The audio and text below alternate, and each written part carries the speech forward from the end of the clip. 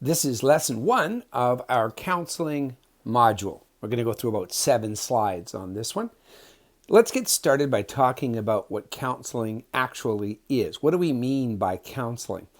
A lot of people have some misconceptions about it, and I think it's also valid to say that a lot of people don't understand the difference between what we might call counseling and psychotherapy. And it's a blurry line, I have to say. A lot of therapists wouldn't necessarily make that distinction. But in a nutshell, counseling really comes down to this idea here of client-centered approaches or person-centered approaches.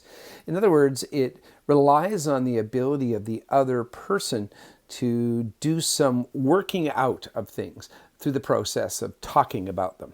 So what it's not, first of all, is advice giving or problem solving. It's not the same as having somebody call me for help with an assignment where I give you advice or direction. It's not teaching. And this is one of the things that makes it a bit different from the role play we did in critical incidents stress debriefing, where we might do some teaching and problem solving with people. Here there's a lot more sort of navigation and listening. And it's not about trying to fix people with medical care or coaching them. Life coaches and doctors are a little bit different than counselors in this respect. Neither is it life or social skills teaching. It's not a chastising or moralistic activity. Our values are not what we bring to the floor. It's really about understanding what other people care about or value. And that's one of the things that can be most difficult about it. It's about really finding something that will work for the other person. And it's not about transferring responsibility. Now, this sounds strange, but I said at the beginning of this particular video that it was different in psychotherapy. Some types of psychotherapy, for example, psychodynamic therapy, really want the person to talk and talk and talk until essentially the therapist becomes the target or the projection for that person. So they sort of transfer all of their woes onto this other person. And that's a very old school idea, not very common or popular anymore. Here the idea is really to help people actually increase their ownership and feeling of power in dealing with their own stuff. So it's not about transferring responsibility away from the person served to the counselor or staff person. So what is it about? Well, really, it's about being kind of a mirror or echo chamber for people, helping them to hear themselves through the ears and eyes of somebody else, somebody they trust, somebody they feel is supportive. So I often like to say to people that there are two metaphors that really, I think, work to describe how counseling works. And the first one is the metaphor of a ball of wool. Imagine that somebody is knitting or crocheting and they have a big tangled mass of yarn. And every time they go to knit something, they see this big tangled mass of yarn and they're really discouraged. They don't want to touch it. They don't want to go and make something with that yarn. Well, that's a good example of what it's like for a large part of the population. They just really cannot navigate through all the tangles of feelings and thoughts and experiences in their life, and it can become very burdensome for them to try and move forward. And so what we're like is like somebody who will sit there and help them to gradually work through the process of untangling all of that stuff. And I don't necessarily mean that we always make sense of it, but that we can kind of come to an understanding of it or be able to kind of sort it out in our own mind. The other thing that I think metaphorically describes this process well is the process of peeling an onion, only instead of thinking about it as just peeling the outside of the onion, imagine that you're continuously taking out layers. And that's what it's like when working with people in the process of counseling. It takes a degree of strategy, and I know it's not a word I use very often, but of patience, because if you try to rush it, you won't be effective. And a lot of people go through programs that are funded through things like their employer assistance program that are limited to 5 and 6 visits. And sometimes that limit can really create a problem because you can't always get it done in 5 or 6 visits.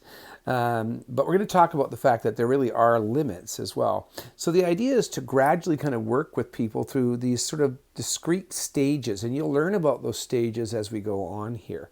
There's another metaphor I'll use later on, but for now, those are the two that are really important. So we are mirrors or echoers to people. We do reflecting back. And we are facilitators. We are asking what I would call artful questions. And there's something I would really try to write down. The idea of asking artful questions is much, much more important in counseling than what you tell people. It's always about asking questions that help people to kind of make sense of themselves. And that is where we'll have to be practiced. These two things of reflecting back to people and asking good questions are really the essence of what counseling is. As I've already said, it's very person or client centered. It's really about what the person feels matters to them. So, for example, a funny kind of thing that I remember being taught in counseling is that if somebody came in to us and asked us what our dreams meant, a person-centered counselor would say, well, what do they mean to you? And you almost always end up asking that question. If a person doesn't think that their dreams matter, then a counselor, a client-centered counselor, would say they don't matter. And if a person thinks that their dreams have tremendous value, then for that person, that's correct. Another example of this would be if a person doesn't think that their past is all that important, and others may focus entirely on a traumatic event in their past. And what techniques we use, how we talk, and how long we talk, and how much we talk are all parts of this idea of really meeting the person as an individual. We are non-judgmental and focused on the dignity of the person. Really, this whole process means that we're putting a lot of faith in people, and we start and continuously try to maintain a relationship. That's really one of the most important things, and we'll talk about the nature of that relationship, and your pink book gets into talking about the nature of that relationship as a starting point. But you have to genuinely care about people while maintaining what we call a therapeutic professional relationship. So there are definitely boundaries, there are definitely differences between this relationship and the ones we have personally. But one thing that isn't different is that it is characterized by genuine caring or genuine empathy and respect. Now, the last thing on this slide is that counseling is supposed to result in solutions. Now, there is some debate on this subject, but not very much, surprisingly. We're not supposed to continuously see the same counselor for the rest of our lives. As a general rule, the expectation is that we'll get better. Some people continue to have relationships with their counselors in what I would call a maintenance mode. So, for example, they might have gone and seen a person once a week for a few years or for a few months, and then they might start seeing that person once a month. And, that's a step for a lot of people that makes sense. But ultimately, for most people, including both the client and the therapist, the aim is for people to come out of their counseling feeling like they have resolved something, like things are somewhat better. I think a lot of people expect that what's going to happen in counseling is that we're going to go in and excavate kind of the earth behind every person's history, their past. And sometimes that isn't what happens. Sometimes people go and they come out with a basic ability to say, oh, okay, so it's normal not to be normal. Okay, it's normal to not feel great about something, or coming out with a few simple tools that they can use. So counseling is not always long, and it's not always complicated, believe it or not. So there are people who can go to a counselor for 1 or 2 sessions and come out feeling considerably better about things. And yes, there are folks who spend a lot more time than that. We're going to spend some time on the next slides talking about ineffective response styles. There's a few right ways to do this. We're going to talk about all those later, but there are a lot more what we'll call ineffective ways, or wrong ways, if you'd like, to communicate within counseling. And the great thing about learning this stuff is that it translates into your life in general. These things aren't just ineffective in a counseling session or in a relationship as a professional and client. They're really effective in any kind of communication. Here, I'm going to go through them in brief terms, but your reading, scanned reading, really does get into this in a longer list, and I would encourage you to go and look at that reading. I also would encourage you, as we go through this, to stop and think about how you personally use ineffective response styles. I will guarantee you that at least one of these things on these lists will be you. You'll say, oh, that's me. And there's going to be a personal self-evaluation component to this module, and that is going to be one of the things I want you to think about. What is your communication style? Where do you sometimes trip up? These are not in any particular order, and as I said, this is the brief version. So one of them is called interrogating, which really basically, if you think about the way the police kind of grill folks when they're investigating, that's what we mean here. It's intense questioning. So these people are typically focused entirely too much on facts or details or minutia, and they tend to really grill people instead of spending enough time demonstrating understanding and just listening to people, letting people just talk at length. So how do we fix this? Well, instead of focusing on all the facts, instead try to understand the meanings behind those facts for people, to really go to what matters to them and to be able to, at the end of it all, describe back to the person in your own words what you think they're feeling and what you think the meaning of their conversation has been. The next one is denying. In denial, we tend to just basically try to say there isn't a problem. And this is particularly common when the problem that a person is bringing up involves us. It's one of the reasons why it's sometimes easier to listen to somebody who's a client than it is to listen to our own family members, because when we are a stakeholder in whatever relational problem there is, we have a natural defense mechanism to try and minimize or deny that there's a problem. It's very common for adults to do this with children and youth. We forget how big things felt to us when we were that age. And I always say to people that the essence of how to work with youth is to remember what it was like to be one, to go back to those feelings. And I'll bet you it's an uncomfortable thing for you to do that. Just because you have personally moved beyond that problem doesn't mean that the other person is. You have to fix this by really trying to go to where that person lives. What's their perspective? You might have found it easy to stop smoking, or it might be something that has happened way back in your life. But if you're working with somebody who's trying to stop smoking and they're not having an easy time of it, you just telling them, oh, it's no big deal, is going to actually just stop them from coming and speaking with you. So instead, you really want to kind of accept their perspective and work from that point.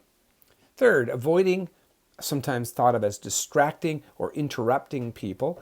And this happens when we really kind of don't want to process the challenges of other people. Often it happens when people are speaking to us, and here's a fancy word for you, contemporaneously.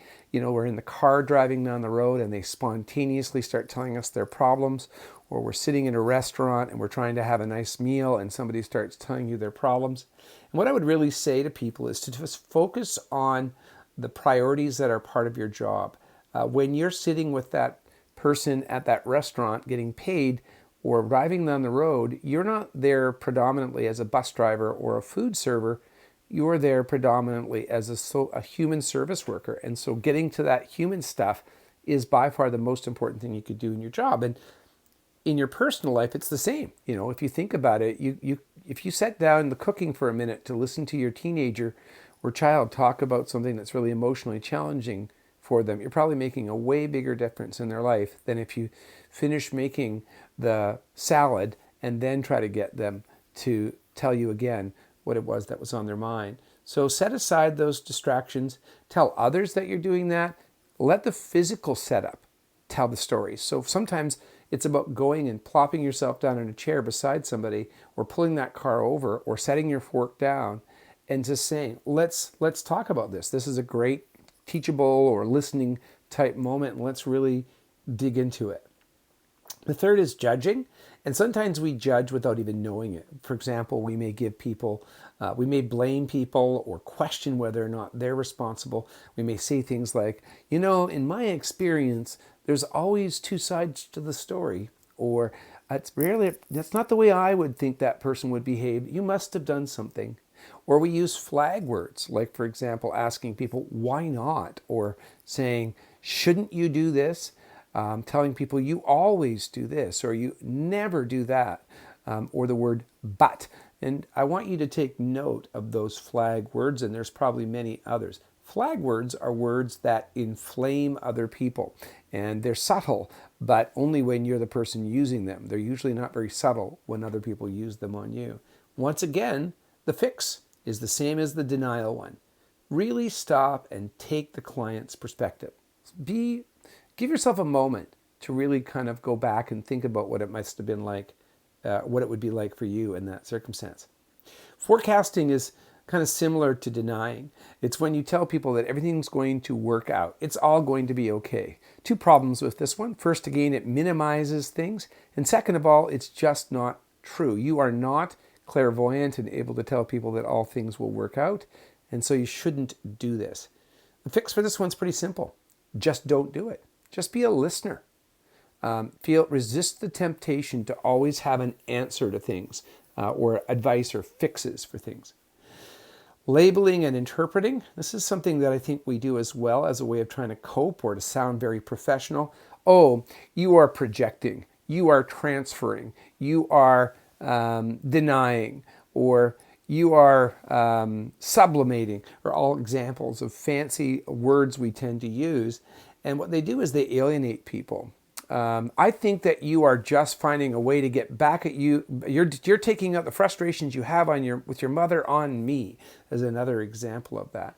And again, we just don't need to do that. We just need to listen. We just need to trust that the other person's feelings are real. And let's talk about the fact that people don't always have a very good way of expressing them. They might sound angry, or they might sound like they're directed at us. They might, sort of trigger our insecurities. And that's part of the reason this whole process starts with self-evaluation. How comfortable can we be being in a room with somebody who's not great at communicating? That's really what the communication of a counselor is all about. They are supposed to be sort of the most together person in that conversation, because it's almost a guarantee that the other person won't be as equipped to communicate given the fact that they are in need. Another ineffective response style is preaching and moralizing, telling other people what they should do or what I did. Here's what I did at your age. So those things will come across as being condescending and judgmental. Once again, just resist the temptation to say something. The same with advising or giving solutions. When you hear yourself saying, you should, or I would do this, you know you're doing that. Invite the person on the other end to start thinking about remedies and have silence for a while. And you only do this when we get to the part of the counseling process where solution finding is advised. And we'll talk about that in a later video. It's certainly not something that we do at the very, very beginning. And many people make the mistake of thinking that we should do that very quickly. And you'll see later on that, in fact, it doesn't come for some time. We really, really have a discomfort in our culture with just letting people talk, with just listening. And we have to resist that. Computing, very similar to interpreting. It's about trying to find a factual or quantitative way, an objective way of taking what people are saying and communicating it back. And the problem with that is that it really is about us instead of the other person. It really reflects the idea that we're trying to find a way of coping with information. And if you cannot break out of this mode, it might suggest that counseling is not your forte. We have to try not to just rebrand things as intellectual information. Like, for example, telling people, that's normal, or 85% of people feel that. Instead, the idea is to focus on the feelings and meaning with that person again, and to use paraphrasing, a skill that we'll dive into in real detail here. But we've talked a little bit already about, in critical instance, stress debriefing. Placating and reassuring people is very similar to our forecasting one. And the problem with telling people it's all going to be okay or don't worry is exactly what I said there too. You are not sure that it'll all be okay. And telling people not to worry is about as effective as telling people to calm down. It almost always has the opposite effect and deters people from speaking to you. So once again, it's about really kind of going to your quiet place and trying to relate to that person. Now, sometimes we haven't had the literally similar experience to other people, but it turns out that the sorts of things that inflame us as human beings are thematically very, very similar. For example, betrayal is betrayal. Intrusion is intrusion. Embarrassment is embarrassment. All of these things are relatable. So if somebody intruded on you by going in your diary and somebody else intruded on your client by walking in on them when they were in the bathroom, I don't need you to go to the specific physical story. I need you to go to that relatable feeling or theme behind that. A lot of folks are convinced that the only people who can help folks with certain types of trauma or history are people who've experienced that. And that's just not borne out by evidence. You don't have to have experienced sexual abuse to work with children who've experienced sexual abuse. You don't have to be an alcoholic in recovery to work with alcoholics in recovery. So it's really about the ability of you to deeply empathize with people and find what you do have common with them at that thematic and emotional level. Another one we'll see people do is joke. Now, there is a place for humor, but I would suggest to you that humor is something that takes a bit of experience to work your way up to, because it is important that you are seen as joking with a person rather than diminishing the situation, making light of the situation. I think it's very important to know what the person's tolerance for humor is. Some people quickly adopt humor, others find it insulting if you bring it into the equation.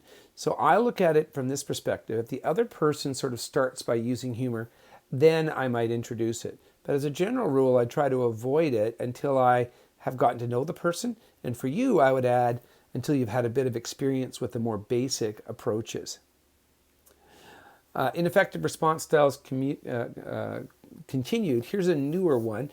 OverEager Helping. These are people that are very matronly, and it's not just women. They're very motherly. They want to sort of coddle. They want to hold hands. They want to rub your back. Or emotionally, they sit too close, or they ask too many questions, or they start getting too emotional themselves.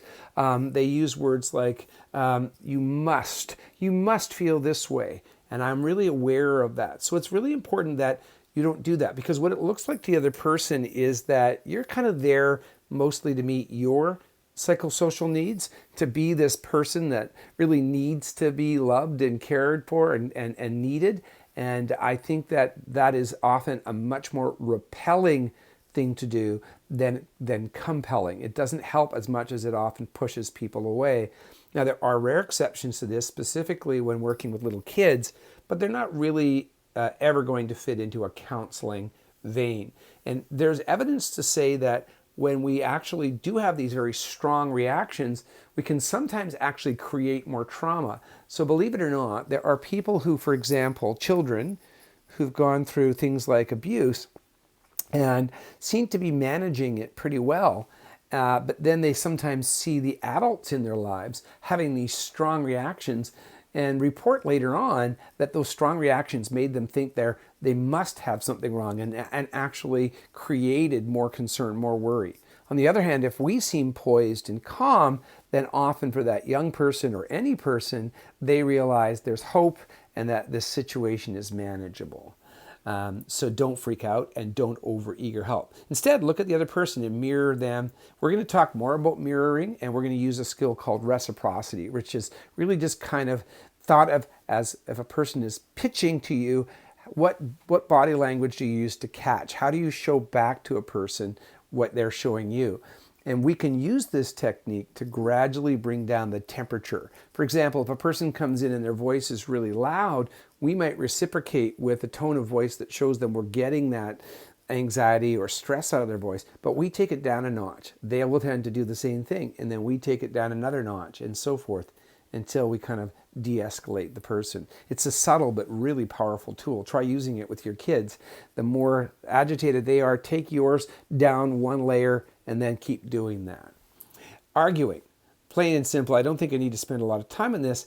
The idea that you would tell people you don't believe them is very, very damaging to this process. And this is a real challenge, because sometimes people will sit there and say things that sound accusatory or even dishonest. And students often struggle with the idea that somebody is saying something that they don't think is true, and they want to really compete with this person or defeat this person in this argument. And I would often say to you, you need to pause and think about whether that's the right strategy in that moment. And rarely is it the case. I can really not think of a circumstance where I would tell somebody, you're wrong, or that's stupid, or I disagree with you. Instead, what I would really tend to do is ask people to kind of live in a moment, or we'll learn later on about a skill called confrontation, an advanced skill that we can use in those circumstances. But there's really no harm in just listening and reflecting back. And we can say to people not that this is something that's true, but we can reflect back to them that it's their perspective on something. And that is a validating process. So start with the assumption that the other person really does believe their own reality. And don't worry about the details. If the information is key, then you can use artful questions to get them to kind of unpack or explain it further. But oftentimes we can just work out, but get to the meaning without worrying about all the minutiae of details. Inserting your personal opinions, plain and simple, it's really not that important what you think. Ask the person their feelings and work with that person's feelings. It's their perspectives that you care about. Selective responding happens when we really kind of like some parts of what a person says, or we can cope with it, and other parts we can't. And so what we tend to do is just focus on one little part of what people say. Instead, I want you to listen for the big picture. What's the overall thing that the person is saying? If somebody is telling you that they had an argument with their husband, and in the same conversation they're saying, I feel like everybody in my life is abandoning me, don't just focus on what the person said about their husband.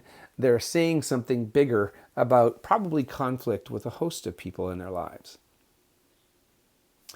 We talked about flag words. Again, this is just sort of identifying that as a specific one.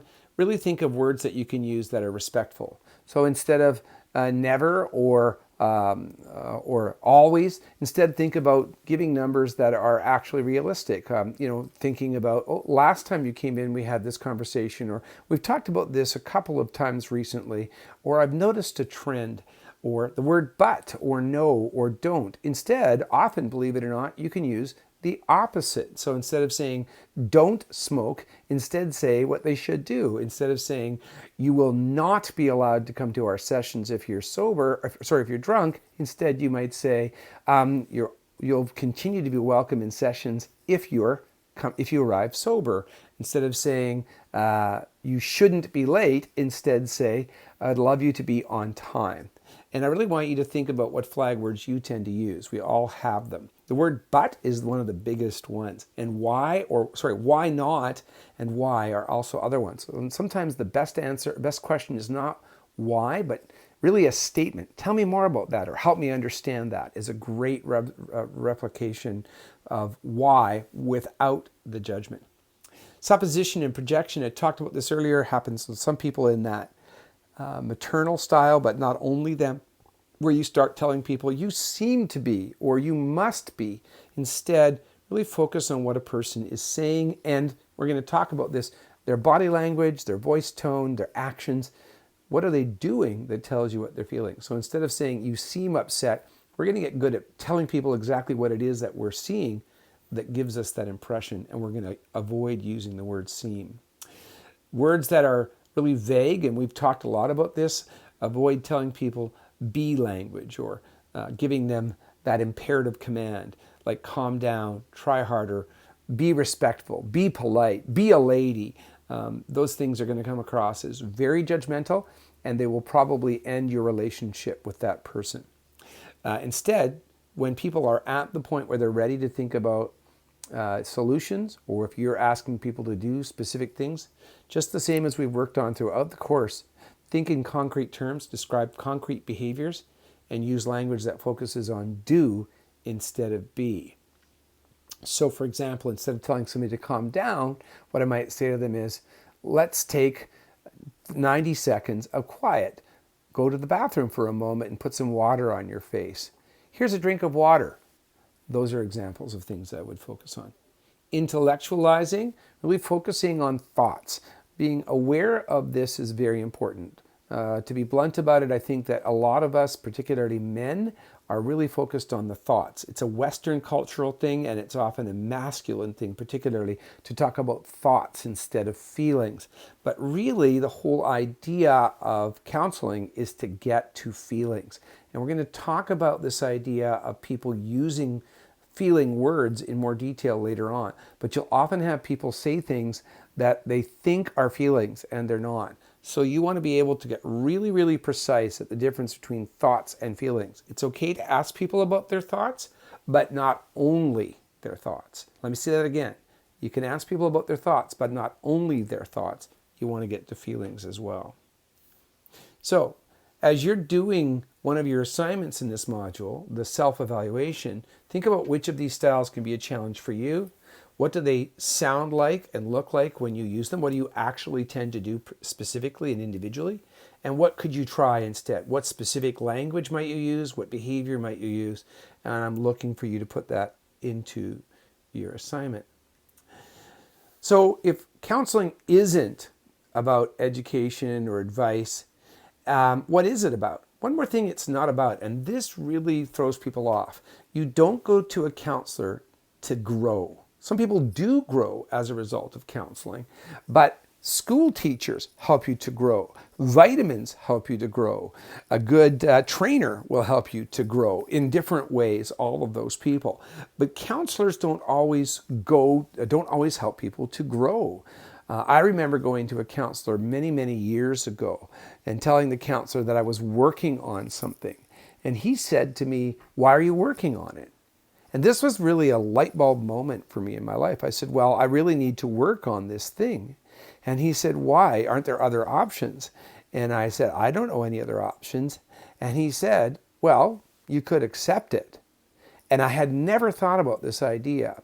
That little tiny conversation helped me untangle my wool very, very excellently. And it makes a difference in my life to the point that I'm sitting here with you today, because the thing I was trying to change was my talking. I was trying to not talk. And what he said to me led me to the idea that instead I could accept it, shape it, use it, find places in my life where my ability to talk was working for me instead of against me. I started with acceptance and stopped focusing on growth.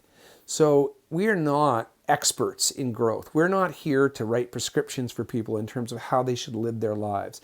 And we would probably get about 50% of them wrong, at least, if we did. So we're not focused on growth either. What are we focused on?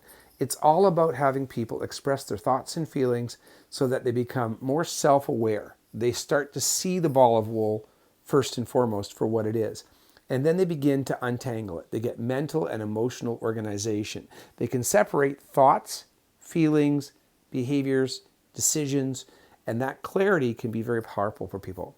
Often they gain a new perspective, just as I described, and sometimes come to accept certain things.